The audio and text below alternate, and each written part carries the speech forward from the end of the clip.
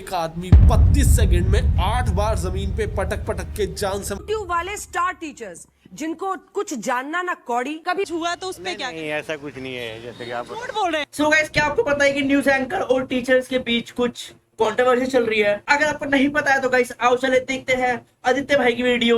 इनके चले की लिंक हमारे डिस्क्रिप्शन में होगी बिल्कुल टॉप पे। एंड देन शुरू करते हैं।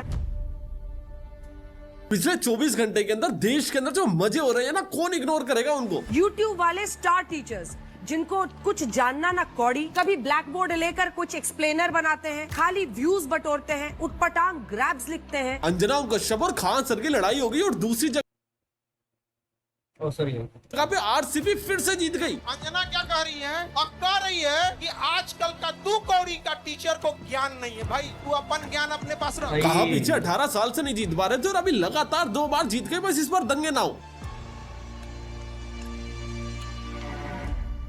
बट आरसीबी की जीत के साथ साथ पिछले 24 घंटों के अंदर हम पूरे देश के साथ कई बार हारे हैं और उस जीत के साथ इन हार की कहानियां भी मैं सुनाऊंगा थर्ड आई पे। सबसे पहले एक फन कॉन्टेक्स्ट से शुरू करते हैं। जिनको नहीं पता, अंजना कश्यप ने रात को एक प्राइम टाइम किया था 29 मई 2026 को, जिसके अंदर उसने ऐसी फ्लो में बोल दिया था कि जो हमारे टीचर्स ऑनलाइन आके पढ़ाते हैं ना और एक्सप्लेनेशन वीडियो बनाते हैं, सारे के सारे 2 कौड़ी के लोग हैं और इनको कुछ भी नहीं आता है। यूट्यूब वाले स्टार टीचर्स इनर बनाते हैं, खाली व्यूज बटोरते हैं, उटपटांग ग्रैब्स लिखते हैं। और बहुत क्लियर है कि अभिनय शर्मा या फिर खान सर जैसे टीचर्स को इसमें टारगेट किया जा रहा है और खान सर इसमें वीडियो बना के बोलते हैं कि ठीक है हमको कुछ नहीं आता, हम तुमसे पढ़ने आ रहे हैं, दिखाओ कैसे चाटते हैं। कहती है कि टीचर सबको कुछ आता जाता नहीं है तो तुम ही पढ़ाओ, हम लोग पढ़ने आ रहे हैं। पढ़ाओ कि कैसे तलवे चाटे जाते हैं, हम लोग भी आके सीखेंगे।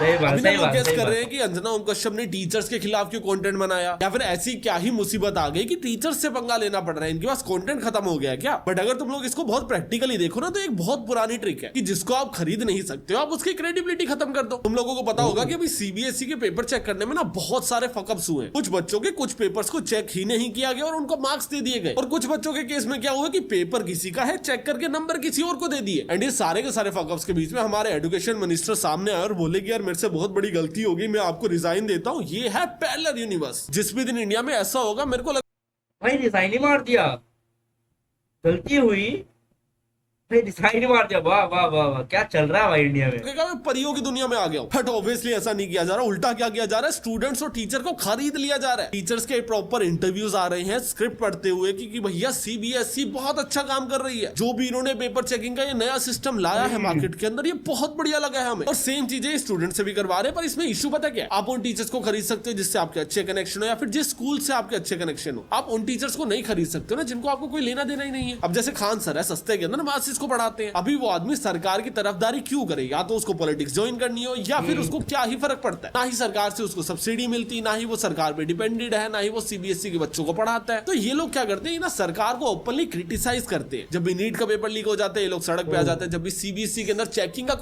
बच्चों को सपोर्ट करते हैं, मतलब सामने आके इशू आ जाता है ये लोग सड़क पे आ जाते हैं। और ये लोग क्या करते हैं, ये लोग फेस बनते हैं। इसलिए 1-1.5 साल से जब भी कोई भी प्रोटेस्ट चल रहा है तो ये टीचर्स आते हैं और उस प्रोटेस्ट का फेस बन जाते हैं। और गवर्नमेंट के लिए one of the biggest problem है। तो क्या किया जाए, इनकी क्रेडिबिलिटी को खत्म कर दिया जाए, इनको क्लाउन्स बना दिया जाए कि भैया इनको कुछ नहीं आता, इनके पीछे कहां पड़ रहे हो। और जब आप लोग सामने वाले की क्रेडिबिलिटी को खत्म कर दोगे, वो पावर ही होल्ड नहीं करेगा, तो आप नेगोशिएट किससे करोगे ना। आपको उसको अपनी टीम में लेने की जरूरत ही नहीं, आपने उसकी टीम ही खत्म कर दी। सेम वैसे ही जैसा पंजाब में हुआ, 5 एमपी भाग गए, किससे लड़ोगे। तो बहुत पुरानी स्ट्रेटेजी है कि सामने वाले की क्रेडिबिलिटी को जीरो कर दो, पर ये पुट्ठा पड़ गया। अभी ये उल्टा कैसे पड़ा वो समझो, क्योंकि अंजना कश्यप ना पंच डाउन कर रही थी। देखो कंटेंट लाइन में ना 2 टर्म्स होती है, पहला होता है पंच अप, दूसरा होता है पंच डाउन। जब भी आप लोग किसी एक ऐसे आदमी के ऊपर कंटेंट बनाते हो जो आपसे नीचे हो या आपसे छोटा हो ना, तो उसको पंच डाउन बोलते हैं। और जब भी आप लोग अपने से किसी फेमस आदमी के ऊपर वीडियो बनाते हो उसको पंच अप बोलते हैं। फॉर एन एग्जांपल मैं अभी खान सर और अंजना कश्यप की बात कर रहा हूँ, दैट मींस मैं पंच अप कर रहा हूँ। इससे क्या होगा, मैं उनकी पॉपुलैरिटी का फायदा उठाऊंगा। बट अंजना कश्यप ने क्या किया, उसने पंच डाउन किया, जिससे टीचर्स को लेवरेज मिल गई पंच अप करने की। तो अभी सारे के सारे मिलकर उनके खिलाफ कंटेंट बना रहे हैं और क्या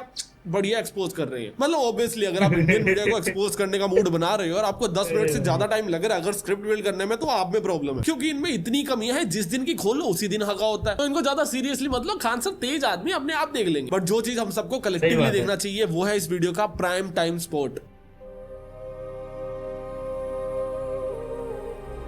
वैसे मेरा मन था कि मैं इस सेक्शन में किसी एक न्यूज को रखा करूंगा और हम उसके ऊपर ना अच्छे से समझा करेंगे कि क्या हो रहा है और क्यों हो रहा है। बट द प्रॉब्लम इसकी पहले ही एपिसोड के अंदर इतने घटिया कांड हो चुके हैं कि मुझे 2 न्यूज को कवर करना पड़ेगा। एंड ये दोनों न्यूज है एक्सट्रीमिज्म की। पहली न्यूज से शुरू करते हैं। 28 मई 2026 को बकरीद के दिन गाजियाबाद के अंदर एक 17 साल का लड़का, गाइस ये मैं बताता हूँ, ये मेरे पास का एक एरिया है, ये वहां पे हुआ है, लिटरली ये उधर हुआ है मेरे पास के एरिया में, जिसका नाम सूर्य प्रताप चौहान था, 11th क्लास में पढ़ता था। वो अपने दोस्तों से मिलने निकला था। अभी बकरीद का दिन था। उसके कुछ मुस्लिम दोस्त थे, वो उसके आसपास खड़े और उससे पूछा कि यार तूने कभी कुर्बानी होते हुए देखी है? उसने बोला नहीं यार, मैंने तो कभी कुर्बानी होते हुए नहीं देखी, मैं तो हिंदू हूं। तो उस मुस्लिम बच्चे ने क्या किया, चाकू निकाला और उसके पेट में घुसा दिया। विक्टिम 200 मीटर तक भागने की कोशिश कर रहा था, बचने की कोशिश कर रहा था, पर 4-5 लोगों ने उसको मिलकर पकड़ा और उसको जान से मार दिया। इमीडिएटली उसको हॉस्पिटल ले जाया गया और अगले दिन एक प्राइवेट हॉस्पिटल में उसकी डेथ हो गई। और जिसने चाकू से मारा था उसका नाम अरशद था, जिसको पुलिस ने पकड़ा और अगले ही दिन एनकाउंटर के अंदर मार दिया। पुलिस की साइड से स्टोरी आती है कि हम लोग उसको पकड़ के ले जा रहे थे, उसने भागने की कोशिश करी, उसके पास से वेपन भी मिला और हमारे बीच में क्रॉस फायरिंग हुई जिसके अंदर वो मारा गया। देखो कानूनन रूप से हमें वही मानना होगा जो पुलिस ने बोला, पर मेरे अपने ओपिनियन हो सकते हैं। मेरे पर्सनल ओपिनियन में ये एनकाउंटर किया गया। अभी पॉइंट पता है क्या, ये केस ना 1 या 2 पॉइंट पे प्रॉब्लमेटिक नहीं है, मल्टीपल पॉइंट्स पे प्रॉब्लमेटिक है। सबसे पहले हम पहले पॉइंट को एक्सप्लेन करते हैं कि मारा ही क्यों गया। आई अंडरस्टैंड एक पर्टिकुलर कम्युनिटी बहुत ज्यादा कट्टर है और उसके अंदर कुछ लोग बहुत बीमार मानसिकता से आते हैं, जिसके बारे में हम लोग थोड़ा सा आगे बात करेंगे। पर इसके बाद क्या होता है, जो राइट विंग और ये जो हिंदू दल वाले होते हैं बहुत क्लियर कर देते हैं कि भैया हम लोग शव को जलाएंगे ही नहीं। जब तक यूपी पुलिस इंस्टेंट जस्टिस नहीं देती है तब तक हम लोग डेड बॉडी को नहीं जलाएंगे, अंतिम संस्कार नहीं करेंगे। और होता क्या कि अगले दिन इंस्टेंट जस्टिस दे दी जाती है। अभी ये जो इंस्टेंट जस्टिस है ना, ये अपने आप में प्रॉब्लमेटिक है, क्योंकि अगर मैं इसको एक लेंस से देखूं ना तो यार कितना बढ़िया हुआ, कौन कोर्ट पे भरोसा करेगा, इतना लंबा केस चलेगा, सामने वाले लोग तड़प जाते हैं। जब भी ऐसे किसी भी केस के अंदर कोर्ट के अंदर बात जाती है ना, तो प्रोसेस अपने आप के अंदर एक पनिशमेंट बन जाता है विक्टिम्स के लिए भी। तो उसके लिए हमारे योगी जी हैं, यूपी चल रहा है, इंस्टेंट सॉल्यूशन है, गोली मार देंगे। एक नजर को ये चीज बहुत अच्छी लगती है और मैं इसके कोई खिलाफ नहीं हूँ कि भैया इसको क्यों मारा, इसके साथ इतना बुरा क्यों किया। मेरी बातों को गलत कॉन्टेक्स्ट में लेने की कोई भी जरूरत नहीं है। मैं इसके ऊपर बहुत क्लियर स्टैंड दे रहा हूँ। मेरा ये बोलना है कि ये प्रोसेस गलत है, क्योंकि हमने लो बना रखे ना, वो किसी रीजन से बना रखे। समझो कि अगर हम पुलिस को सारी पावर ट्रांसफर करने देना ही चाहते हैं तो हम लोग हर चीज की दे देते हैं, कोर्ट को हटा देते हैं। क्योंकि अगर मान लो अगर हम लोग सही चीज के लिए भी इलीगल रास्तों का यूज कर रहे हैं ना, तो ये कल को गलत चीजों के लिए भी यूज होंगे। आज की डेट में वो चीजें की जा रही है जो तुम्हें सेटिस्फेक्शन दे रही है, कल को वो चीजें भी की जाएगी जो शायद तुम लोग अनअवेयर रहोगे या फिर तुम्हारे लिए प्रॉब्लमेटिक रहेगी, क्योंकि एक बार एग्जांपल सेट हो जाएंगे, एक बार ये चीजें नॉर्मलाइज हो जाएंगी कि नहीं नहीं यूपी में तो ऐसा ही होता है, और वो चीज इससे ज्यादा बड़ी प्रॉब्लम बन जाएगी। मैंने तुम्हें इसका एक एग्जांपल देके समझाता हूँ। तुम में से जितने भी लोग रजत दलाल को जानते हैं, तुमने उसकी ये वाली वीडियो देखी होगी। जिसको इस वीडियो का कॉन्टेक्स्ट नहीं है, मैं थोड़ा सा बता देता हूँ। इसके अंदर क्या होता है, एक बाबा आता है रजत दलाल के पास कुछ खाने पीने के लिए मांगने, या फिर चाय मांग रहा होता है और थोड़े बहुत पैसे मांग रहा होता है। रजत दलाल बोलता है बाबा जो बोलोगे ना वो खिलाऊंगा, पर एक बार क्या करो अंदर आ जाओ। वो उसको अंदर बुलाता है, अंदर बिठा लेता है और उसके बाद कहता है हनुमान चालीसा सुना दो। अभी ऑब्वियसली वो ढोंगी थे, उनको कुछ नहीं आता था, तो इसने क्या किया, उनको पकड़ पकड़ के मारा। अभी क्या हुआ, हम जैसे लोगों को देख के एकदम इंस्टेंट डोपामिन हिट हुआ कि भैया ये आदमी मार रहा है, सही कर रहा है, हमारे धर्म की बदनामी करेंगे, हमारे धर्म का नाम खराब करेंगे सड़क पे जा जाके, एकदम सही कर रहा है आदमी। कल को अगर इनको थाने में देके आते पुलिस वाले तो वैसे ही छोड़ देते, क्या ही करते इनका, बढ़िया है मारा है पकड़ पकड़ के, तो सबके मन में यही चल रहा था। बट फिर बाद में क्या हुआ, उसने कुछ ऐसे बच्चों को भी मारा जिससे सभी एग्री नहीं करते थे। बट उसके पास ये बाद में मारने की पावर कहां से आई, पहली चीज से। जब उसने पहली बार बाबाओं को सोशल मीडिया पे आके मारा था, तब उसको लोगों ने प्रेज किया था, इस चीज को हवा दी थी, इस चीज को बड़ा बनाया था। अभी उसने उस पावर को होल्ड कर लिया। अभी उसको लगता है कि वो जो भी चाहे वो कर सकता है, और वो करता भी है कई केसेस में। और मैं अभी उस पर कोई ब्लेम नहीं लगा रहा यार वो अच्छा आदमी है वो बुरा आदमी है, उसने जो भी चीजें पास्ट में करी हम सिर्फ उस पर डिस्कस कर रहे हैं। तो क्या श्योरिटी है कि यूपी पुलिस सिर्फ और सिर्फ इस पावर को अच्छी चीजों में ही यूज करेगी? एंड मेरी प्रॉब्लम इससे बिल्कुल नहीं है कि यार इंस्टेंट सॉल्यूशन कैसे मिल गया। मेरा ये बोलना है कि क्योंकि बीजेपी ही पावर में है, क्योंकि योगी जी भी बीजेपी से ही है, तो क्या हम लोग कानून बदलने के प्रोसेस के ऊपर थोड़ा सा ध्यान दे सकते हैं? And I am so sorry, मैं थोड़ा इसके भी खिलाफ हूँ कि आपने उसको जंगल में साइड में ले जाके गोली मार दिया। मुझे ऐसा लगता है कि चौक में खड़ा करके अगर तड़पा तड़पा के मार के एक एग्जाम्पल सेट करोगे तो वो ज्यादा बेटर होगा। और ये चीज सुनते ही तुम लोगों को भी लग रहा होगा हाँ भाई सही कह रहे हो, पर नहीं होगा। ये चीज तब तक सही नहीं होगी जब तक हम इसको ऐसा कानून नहीं बना देते, क्योंकि अगर हम इसको कानून नहीं बनाएंगे और हम बोलेंगे कि यार पुलिस वाले तो आते हैं पीट के चले जाते हैं, फिर वो सबको पीटना चालू करेंगे। आई जस्ट वांट कि अगर कोई ऐसे इंस्टेंट डिसीजंस लेने का कोई प्रोसेस बनाना भी चाहते तो उसको कानून में बनाओ, वर्बली मत करो, सिस्टम एंड प्रोसेस बनाओ, नहीं तो उसके बिना चीजें मिसयूज होती है और होंगी। और जैसा मैंने बोला था कि एक पर्टिकुलर कम्युनिटी है जो थोड़ी सी कट्टर है, उसके बारे में बात करेंगे। यार मैं ना तुमसे एक्चुअल में बात करना चाहता हूं, and let me be very straight forward, मैं मुस्लिम कम्युनिटी से बात करना चाहता हूं। पता है क्या हो, मैंने इसके बाद ना तुम्हारे कुछ बहुत इंटरव्यूज देखे जो आसपास लोग रह रहे थे, उनसे जाके पूछा कि यार ये जो केस हुआ आपको उसके बारे में पता है? सूर्या नाम नाम का एक लड़का था, 7 मुस्लिम लोग बकरीद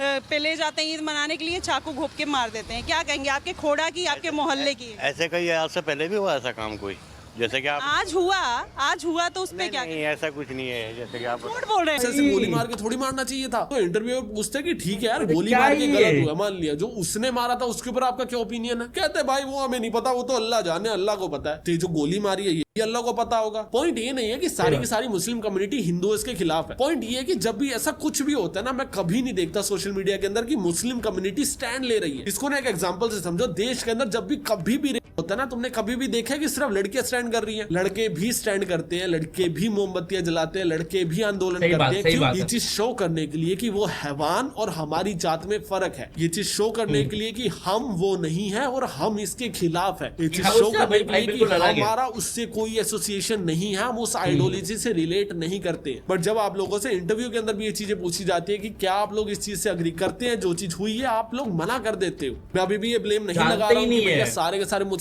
एक जैसे हैं, पर आप लोग वीडियोस नहीं बनाते हो। आप लोग पब्लिकली आके ये चीजें नहीं एडमिट करते हो कि भाई ये जो भी आदमी था, जो भी इसने फकअप किया है, हम उससे एसोसिएटेड नहीं है, हम इसके प्योर खिलाफ है। मैं मानता हूँ मैक्सिमम मुस्लिम लोग भी इसके खिलाफ होंगे कि भैया किसी एक आदमी को क्यों मारना, आपके पास क्या अथॉरिटी है किसी को जान से मारने की? एक तरफ पे आप लोग आगे बोलते हो कि हमारे बुक्स में सिखाया जाता है कि किसी का दिल भी मत दुखाओ, दूसरी तरफ आप लोग आगे बोलते हो हमारी बुक्स में सिखाया जाता है दारू भी मत पियो, और तीसरी तरफ पे आप लोग किसी को साइड में ले जाके बोलते हो कि भैया कुर्बानी का भी देखिए, चल दिखाता हूँ। इफ यू रियली वांट कि वो हेट होना बंद हो, ये मतलब भाई कुछ भी, पहले ये कहते हैं कि हमारी जो बुक है उसके अंदर तो ये सब लिखा हुआ है कि भाई ड्रिंक नहीं करते, तो ये सब नहीं करते, वो सब नहीं करते, एंड देन फिर आके तुम किसी को मार देते हो और फिर उसके बाद तुम बोलते हो कि हमें नहीं पता इसके बारे में, हमें तो कुछ नहीं पता।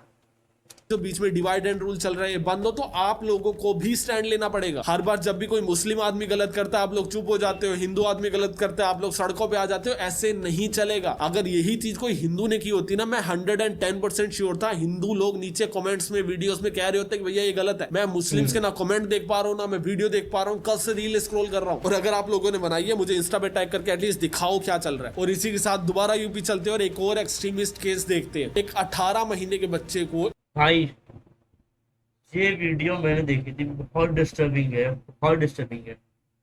मैं प्ले करता हूँ, देख। एक आदमी 32 सेकंड में 8 बार जमीन पे पटक पटक के जान से तुम सोच सकते हो कि भाई बहुत ज्यादा डिस्टर्बिंग है, बहुत ज्यादा डिस्टर्बिंग है। मार देता है। उसने ऐसे मारा उसकी माँ के हालत देख रहे हो? पूरा गर्दन ऐसे झूल रहा है। शायद मैं यहाँ पे वीडियो लगा सकता हूँ, शायद मैं नहीं लगा सकता हूँ, मुझे नहीं पता, ये यूट्यूब पॉलिसी के खिलाफ हो सकती है। बट उसने जो चीज करी है वो सीसीटीवी में रिकॉर्ड हुई है और वो चीज मैं यहाँ पे दिखा भी नहीं सकता। ये इंसिडेंट 30 मई 2026 का, और पूरी स्टोरी सुनोगे तुम्हारे रोंगटे खड़े हो जाएंगे। ये जो बच्चा था ये एक डाइवोर्स महिला का था, और जिसने इस बच्चे को मारा है वो उस महिला से प्यार करता था। उसने क्या किया, उस महिला को बार बार ऑफर किया शादी करने के लिए, और उसने रिफ्यूज कर दिया कि भाई मैं तेरे से शादी नहीं करना चाहती हूँ। तो इस आदमी ने सोचा कि बदला ले लेते हैं, तो उसने उसके 18 महीने के बच्चे को ऐसे लिया कि यार मैं इसको टॉफी दिलाने लेके जा रहा हूँ। यहाँ पे मिलने आया, बाबू से बोला बाबू चलो टॉफी खाने चल रहे हैं, मैंने बाबू दे दिया। घर से बाहर निकला, 50 मिनट दूर गया, उसको जमीन पे 32 सेकंड में 8 बार पटका, जान से मार दिया और गेट के बाहर ले जाके छोड़ दिया। फिर उसको पुलिस ने पकड़ा, उसकी टांग में गोली मार दी। उसके बाद उसको हॉस्पिटल लेके गए, उससे पूछा तूने क्या किया, तो उसकी ऑडेसिटी पता क्या थी, कहता ये तो उस लड़की से पूछो मैंने क्यों किया। पुलिस वाले बोल रहे भाई तूने बच्चा मारा है, तू बताएगा ना। भाई नहीं, उस महिला से पूछो, उस लड़की से पूछो मैंने क्यों किया। तो क्यों मारा तूने? ये सवाल आप लड़की से करिए।